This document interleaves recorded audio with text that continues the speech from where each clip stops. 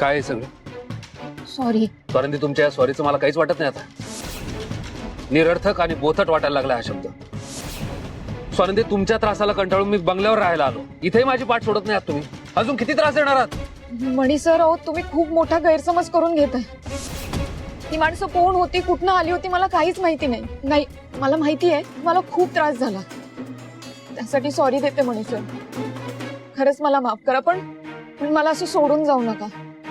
मी नाही राहू शकत तुमच्याशिवाय. तुमच्या असण्याची सवय झाली आहे मला. सवय मलाही झाली होती स्वानंदी, पण आता मला माझी सवय मोडायची. मी तुम्हाला विनंती करतो, यानंतर हे असलं काही करायचं नाही. परत जर असं आढळलं तर मग माझा संयम सुटेल. मणी सर, हे बघा, तुम्ही जोवर मला माफ करणार नाही ना, तोवर मी इथेच उभी राहीन, रात्रभर इथेच उभी राहीन. All the best.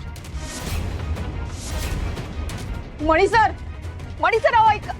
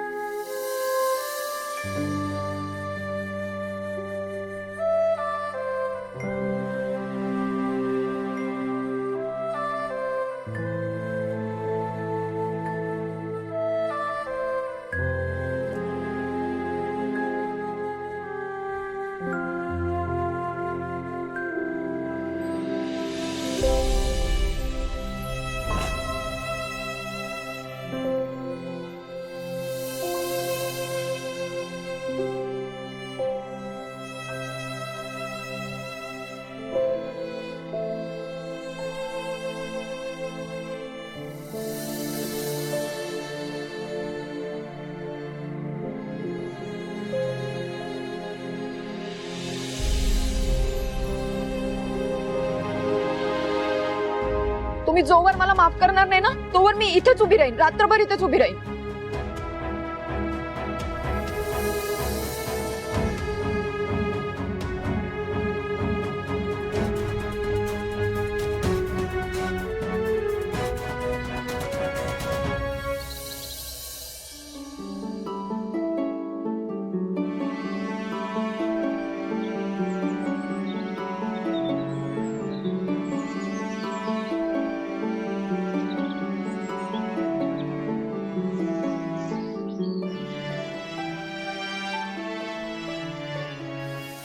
तुम्ही जोवर मला माफ करणार नाही ना, तोवर मी इथेच उभी राहीन, रात्रभर इथेच उभी राहीन.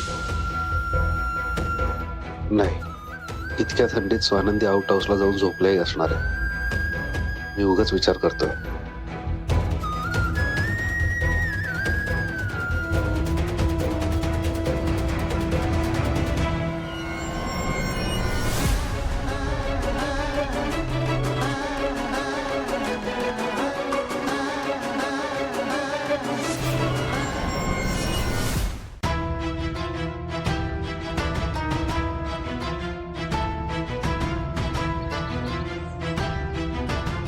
स्वानंदी,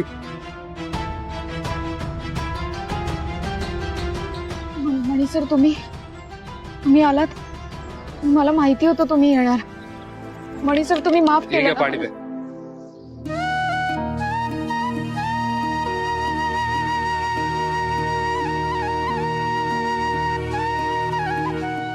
मणी सर, तुम्ही माफ केलं ना मला. तुमचा राग गेला ना माझ्यावरचा.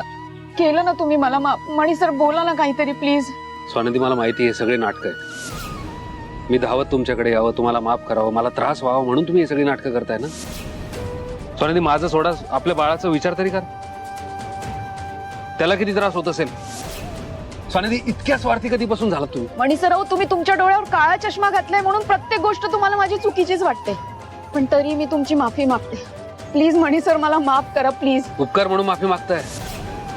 आणि स्वानंदी, मला तुमचे कुठलेच उपकार नको आहे. मुळात मला काहीच नको आहे आता तुमच्याकडे. आणि तुम्हाला जर माफी मागायची ना, तर साहेबांची मागा.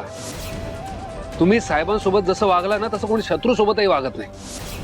सरपोतदार साहेबांनी मला तुम्हाला आधार दिला, छत दिला आपल्याला, आणि तुम्ही त्यांच्याशीच असं वागला. स्वानंदी, माफी हवी ना, त्यांची मागा. चला. मणी सर, अहो अहो ऐका तरी माझं. मणी सर, हा मणी कसा आला नाही अजून? मी नक्की स्टोर रूम मध्ये असेल ना, का स्वानंदीच्या नादी लागून पुन्हा आउट हाऊसला गेला नसेल ना?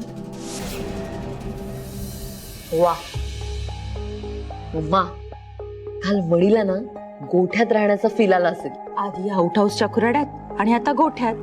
त्याची लायकीच ती आहे ग. मम्मा, मला आत्ताही त्या शेणाच्या वासाचा भास होतोय हो.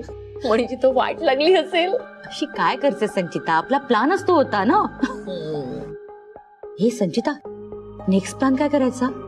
मम्मा थांबा जरा, धीर धरा, कॉफी एन्जॉय करा. या.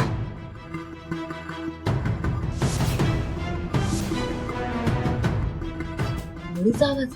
हो,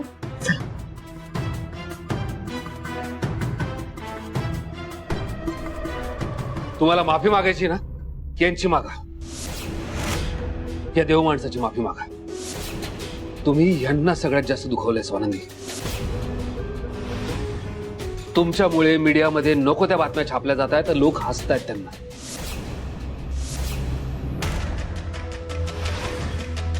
बदनामी केली तुम्ही त्यांची. स्वानंदी, साहेबांनी जर तुम्हाला माफ केलं तर कदाचित मी तुम्हाला माफ करण्याचा विचार करेन. त्या देव माणसाच्या पायावर डोकं ठेवून माफी मागा तुम्ही.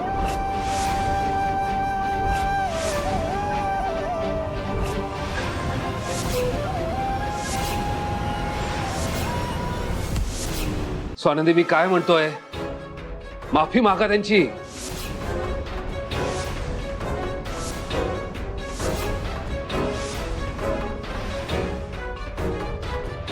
आता बघ, मी तुझा वर्तमान कसा बर्बाद करतो ते.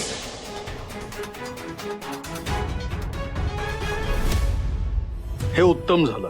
मणी स्वानंदीला माफी मागायला सांगतोय आणि स्वानंदी मानी आहे, ती माफी मागणार नाही. म्हणजे मणी तिच्यावर आणखीन चिडेल आणि दोघांमध्ये दुरावा वाढेल. वा, उत्तम.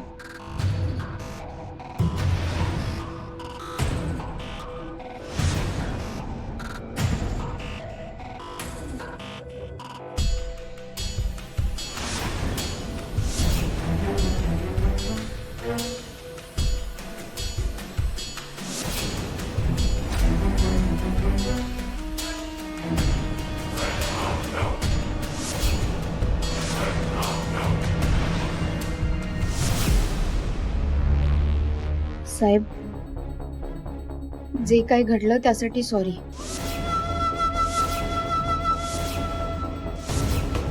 माझी चूक झाली. परत अशी चूक नाही होणार.